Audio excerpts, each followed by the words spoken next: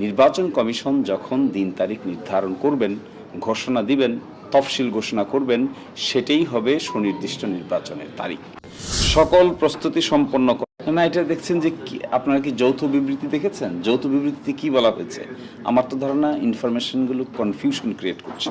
দেখেন, যৌথ বিবৃতিতে স্পষ্ট করে বলছেন যে প্রধান উপদেষ্টা বলেন যে তিনি আগামী বছরের এপ্রিলের প্রথমার্ধের মধ্যে নির্বাচন অনুষ্ঠানের ঘোষণা দিয়েছেন।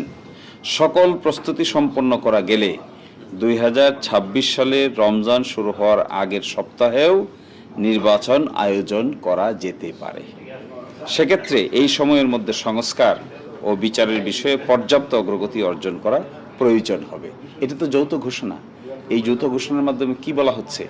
বলা হচ্ছে যে তিনি এপ্রিলে নির্বাচন ঘোষণা করেছেন, তবে সংস্কার এবং বিচার যদি অগ্রগতি হয় তবে রমজানের আগেও ফেব্রুয়ারি মাসেও নির্বাচন অনুষ্ঠান করা যেতে পারে।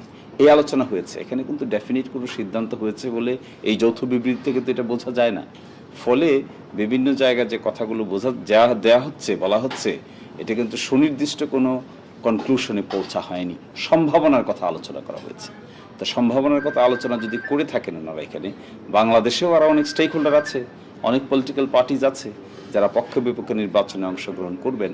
সেই দিন তারিখ, আমার ধারণা নির্বাচন কমিশন যখন দিন তারিখ নির্ধারণ করবেন, ঘোষণা দিবেন, তফসিল ঘোষণা করবেন, সেটাই হবে সুনির্দিষ্ট নির্বাচনের তারিখ।